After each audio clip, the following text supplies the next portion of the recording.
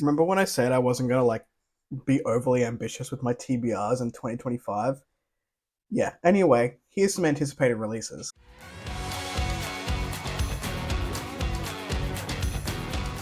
Hello everyone, welcome back to A Fictional Escapist. My name is Kris, and today's video is the 2025 anticipated releases that I have going into the new year. I thought I was being so good. I was like, you know what? I'm not really up to date. I'm going to go into 2025 basically only looking at sequels of books that I really enjoyed in the last couple of years that I want to go ahead and read. Oh no, here we are with a list of 34 anticipated releases for the year. Before we jump into that, make sure you check the description box down below for links to my social media and Discord should you want to come along for the ride. Now, I do need glasses for this one because it's a big list and I need to read it, so I apologize for any glaring of the ring light. Why? There's so many good sounding books being released, and this is a conservative list. I have 34, like I said.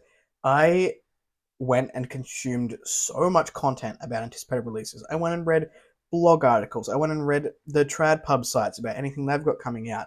I stalked indie authors to see if they were having a release in the next year, and we came up with the list that I have here today. So I don't want this to take too long. I'm not going to read the synopsis or the blurb for any of these. I'm just going to go on sort of thoughts and feelings about why I'm excited about them and why they've caught my attention. We're going to go month by month. There's a couple here that I don't have any months for, and then at the end of it, there'll be books that I know are coming out next year, this year, but I don't have a date for, and then we're going to go with some hopefuls. So some books that I would love to see out in the year, but I don't know if they're coming out in 2025. So without any further ado, let's jump in. In January, we have Lightfall by Ed Crocker. This is another sort of dark, gritty vampire story, and I'm hearing things in a similar vein of Empire of the Vampire, which I had a great time with. The early reviews for this thing are fantastic. I don't have exact dates. I believe this one is January 14th, but don't quote me on any of these.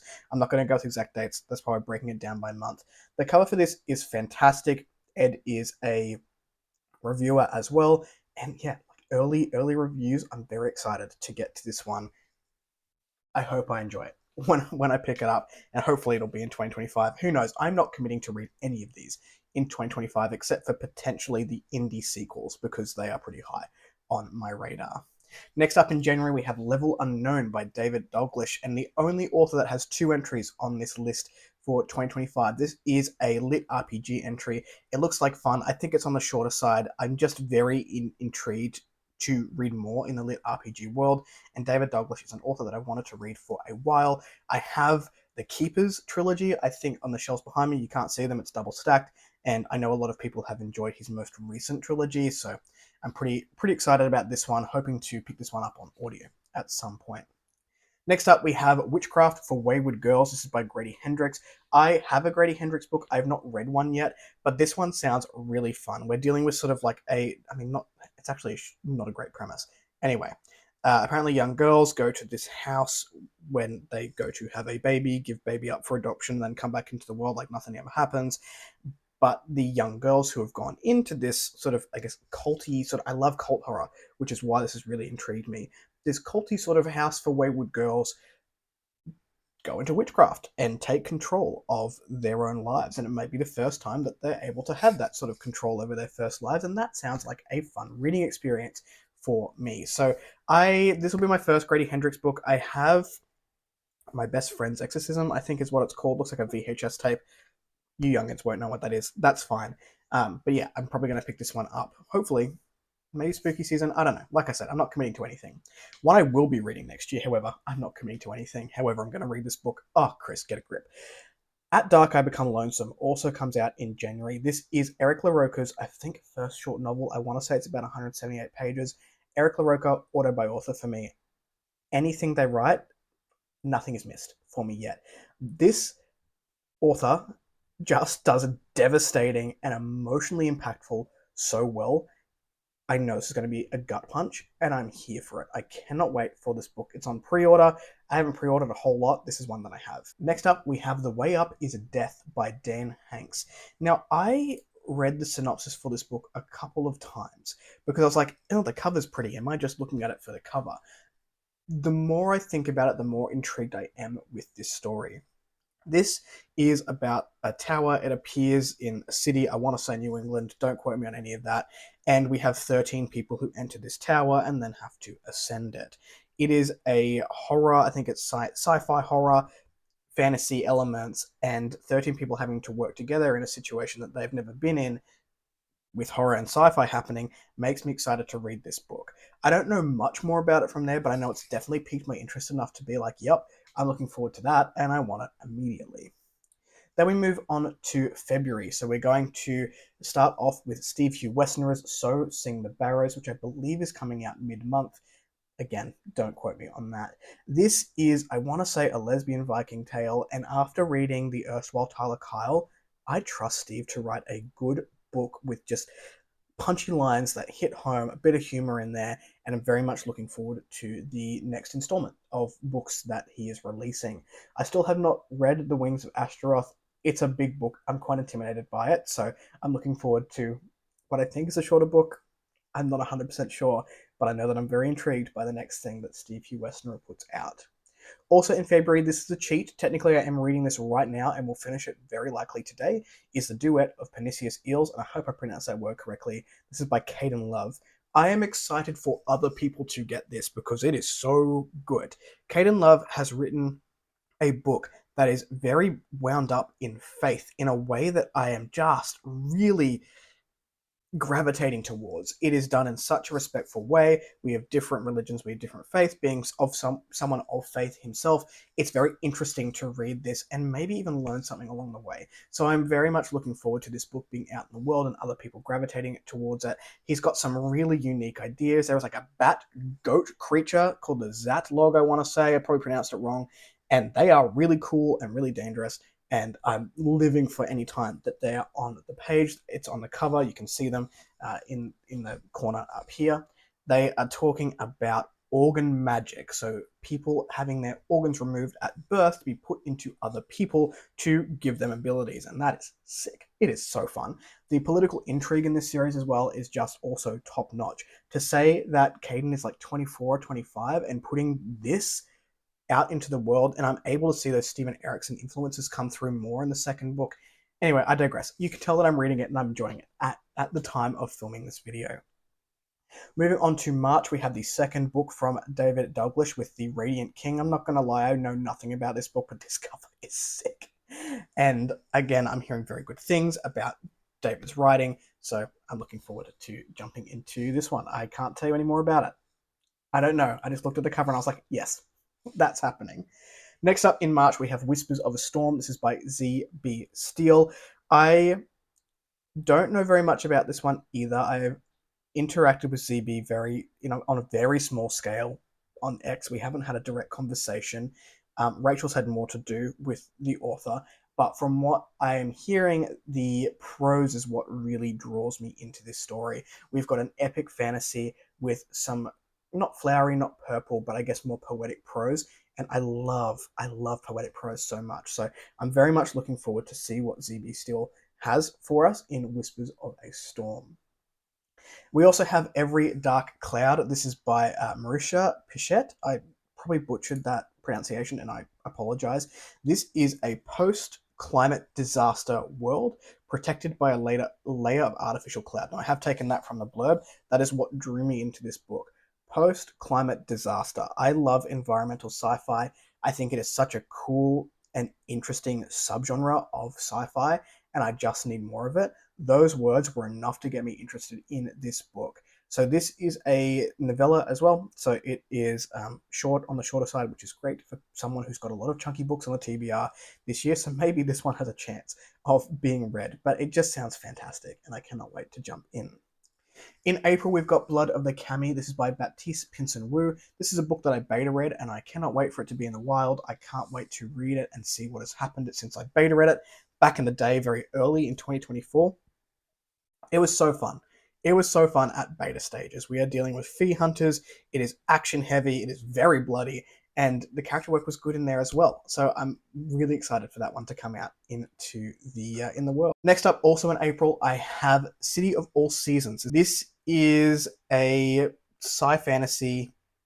about people trapped in mirrored worlds. I don't know much more than that.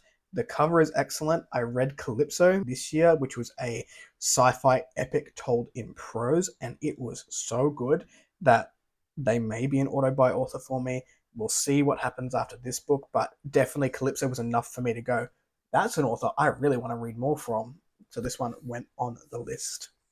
We also have When the Wolf Comes by Nat Cassidy. Another When the Wolf Comes Home, sorry, by Nat Cassidy. This is another author that I have on the shelves I have not read yet, but I'm hearing such fantastic things.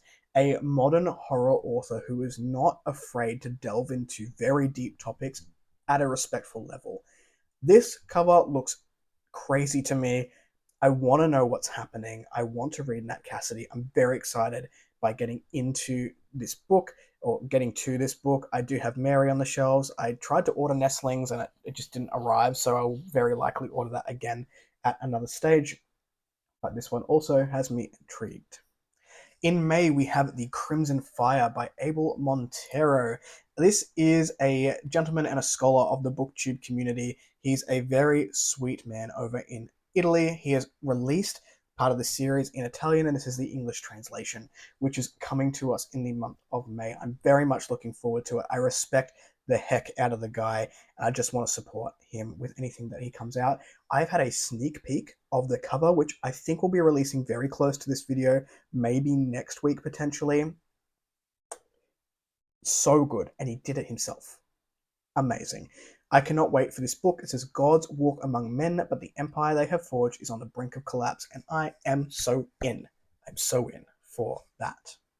In June, we have Bury Our Bones in the Midnight Soil by V.E. Schwab. Toxic, lesbian, vampires. I don't need to say anything else. Nothing else. This will be my first V.E. Schwab if I don't get my shit together and read The Invisible Life of Addie LaRue or any of the others. I have like 6 of them on the shelf. I've not read any of them. I want to read this one with my housemate, who is very, very much into toxic lesbians. That sounds awful. Sorry, Jim. Moving on. In July, we have 7 Recipes for Revolution by Ryan Rose. 1, cover. Hello. 2, food-based fantasy? Yes. I adored Tao Wong's The Hidden Restaurant, The Nameless Restaurant, whatever that series is, The Hidden Dishes. It's one of them. This is an epic fantasy with like food at the forefront, and I'm just so intrigued. I need to read it. I need to see what it's all about, and I hope that I really enjoy it when I get there. But, you know, we'll see. We'll see. Covers enough. I'm intrigued by the premise. Very much looking forward to it. We also have The Library at Hellebore by Cassandra Core. Now, this is one, the premise doesn't grip me because it's dark academia. I don't love dark academia. I think I've only read a couple of things within that realm, and I've not sort of loved any of them. I don't know if the Doctrines of Fire will be considered dark academia. It's academia. It's historical fantasy. I don't know. If it is, that is the only one that I've enjoyed a lot. But The Library at Hellebore is written by an auto-buy author for me. Cassandra Core writes very, very vivid and very haunting horror. Putting that in a dark academia tale is enough to make me go, okay, I'll give it a go. Honestly, it was just a name. It was the name of the author, auto-buy author for me, auto-anticipated release for me. We'll see. We'll see how we go with the dark academia vibes. Now, as a cheeky aside, I have a book potentially coming out in July. I'm anticipating that to come out for me to stop thinking about it. It is called Alpha. I have cover art. You can't see it just yet, but that will be coming out. I hope to have the final cover art done, I would say end of January, for a cover reveal potentially in February. But I'm very excited by the prospect. I'm aiming to have this out on July 18th, which is the anniversary of my grandfather's death, and that is who this book is dedicated to. There's a very specific reason for that. There'll be an appendice in the book if you're interested. But yeah, I'm very much looking forward to having something out in the world so I can move on to book 2, or just like literally anything else with my life. But it is an exciting process to potentially get one out there myself. In August, we have The Possession of Alba Diaz. This is by Isabel Canaeus. I probably butchered that. There is an accent over the N. I apologize. This is a story that is quite intriguing to me. One sort of gothic horror, possession. I don't need to say anything else, and the cover is great. I'd like to read a little bit more Gothic this year, if I can. We'll see. And the last one I have is that I know the date of, or at least sort of know the month that it's releasing, is in October of 2025, and this is the last contract of Isako by Fonda Lee. I really love the Greenbone Saga. I know people have issues with it. I know a lot of people love it. I personally loved it. I will be picking up the next thing that Fonda Lee writes, and this happens to be sci-fi / sort of cyberpunk vibes. I'm in. I'm 100% in. It sounds great to get more of her writing. Very interested. All right, the next sort of list that I have, I'm not going to go again too in depth into. I didn't really do it for the others either, but these are 2025 releases that I know are coming out in 2025. I just don't know the date of when they're coming out. I might know the quarter, and if I do, I'll say it. We have The Greatest Pub in the Multiverse by Herman Steuernagel. This is the follow-up to The Bartender Between Worlds. I know the Kickstarter page. I'm signed in. I've clicked the follow button of the Kickstarter page. I had a really good time with The Bartender Between Worlds, plus the Kickstarter edition has some insane artwork. It is so good. So I'm looking forward to that. The Sorceress in Exile by D.H. Hoskins. This is the follow-up to The Council of Athesia, which I loved. It was my debut of the year for 2024, so I'm very much looking forward to that, but I'm not sure when it's coming out. Empire of Dust and Lies by Joshua Walker. This is the follow-up to An Empire of Water and Gold, Gold and Water. I might have switched those two around. I'm not sure when this is coming out, but in the writing plans and the release plans, it's looking like a 2025 release. So we're going to manifest that out into the universe. Dance With Me by Livia J. Elliott. I really respect Livia. I've not read any of hers yet. Hopefully, at the time of filming, I'm currently reading The Genesis of Change. Time of filming, time of you watching it, not at the time of filming. I'm not reading it yet. And this is a Q2 release, which will be released on a Kickstarter. I'm very much looking forward to experiencing some of Livia J. Elliott's works, and I'm hoping I love The Genesis of Change, and I will love this one when it comes out. Next up, we have The Broken Sword by L.L. McRae. This is book 3 and the final in the Shadow Spirits trilogy. I believe I read in the newsletter this was going to be Q3 or Q4. I know that she's writing it or working on it at the moment. Whenever it comes out, I'll be reading it, hopefully with my housemate as well. We read the Shadowgate together and the Iron Crown together, so I'm hoping we can finish the series together once that comes out. We also have Anaximenes, I hope I pronounced that correctly, by Palmer Pickering. This is book 3. It's the first arc of the series conclusion. There will be more stories in the Star Children saga at the end of this one, but I am so invested. I loved book 2 a lot. I love Light Fighters a lot, and Palmer Pickering is just one of those authors that does slow burn with a lot of things happening at once so well, and I have to credit her for that. Then we have The Rise of the Shea Queen, which has had its title release by L.R. Schultz. I believe this is coming in Q2 of 2025, or at least that is the hope for it to come out in quarter 2. And this is book 3 of the Bonds of Kin series, which will finish off that trilogy there, which is going to be excellent. I am looking forward to that one. Likewise, I'm looking forward to Malatu, book number 3. I don't have a title for that one yet. This is by James Lloyd Doolan, and I'm pretty confident that one is going to be coming out in 2025. The next one that I have here is one I had on my anticipated release list for 2024. Didn't happen. There's been an update by the author to say it's coming between quarter 2 and quarter 3 in 2025, and that is The Cure for the Living by Nicholas Lietzow, follow-up to The Dreams of the Dying, which I will need to reread before Cure for the Living comes out. I believe the reason for this is that he's splitting book 2 into books 2 and book 3, but they're going to release very close together because it was too big to release as one book. But I believe he's basically going to cut off, very sort of Steven Erikson vibes of cutting off book 9 and book 10 and just splitting it, being like, yeah, it's an endpoint, and moving on. So potentially there's 2 books there within that one. The next list and the last list I have is a wishful thinking list. These are books that I would like to come out in 2025 to carry us over into the new year. The first one is Legends of the Bruhai, book number 2. I'm not sure if that title is public yet, so I'm not going to say it here. I cannot express to you how my TBR will be thrown out of the window the second that book arrives into any sort of mailbox, whether it be ebook, physical book. I don't care. Everything is getting put down the second that arrives. The Bloodstones was my book of the year. I'm so invested in the second book whenever that comes out. Next up, we have Banners of Wrath by Michael Michel. I know The Price of Power is getting a bit of a revamp at the moment, and I'm really, really hoping that we get book 2. I know that the author has been pretty public about saying that he is looking at releasing book 2 and book 3 pretty close together, but he wants them both to be ready by the time that book 2 comes out. I am hoping that that comes out in 2025. Fingers crossed. Fingers crossed for Banners of Wrath.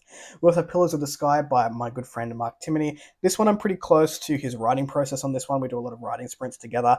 We are hoping, we're manifesting that it's coming out our way in 2025. Another one that I will need to read the first book again before I do any sort of reading for Pillars of the Sky. And I'm hoping that I can just like swindle my way into an early read of that one when it comes out. Next up, we have The Immortal Great Souls, book number 4 by Phil Tucker. I am reading Last Rock now, which is book 3. It's fantastic. Progression fantasy at its finest. It makes me want to go and read more progression fantasy. Nick Padell does such an excellent job of these narrations as well. So we're manifesting that out into the universe to say, hey, there's one guy in Australia that wants to read that book. 2, Mark's also looking for it. 2 guys in Australia looking to read that book. If we can just make that happen, that'd be great. And the last one that I have here is The Dark Shores, book number 2 by Elliot Brooks. I know that she has been working on it throughout 2024. I'm manifesting that into the universe. Peace and Turmoil is so wildly underrated in this space, considering how popular Elliot is in the booktube sphere. And I know a lot of people do get turned off by booktubers releasing books. If you like political fantasy, it is so good. It is such a good book. So fun. And like anyway, go and read it. Also, we're manifesting Dark Shores book 2 comes out in 2025. That was a very rambly list of books that I'm excited about for 2025. What are you keen to get your hands on? Let me know in the comments down below.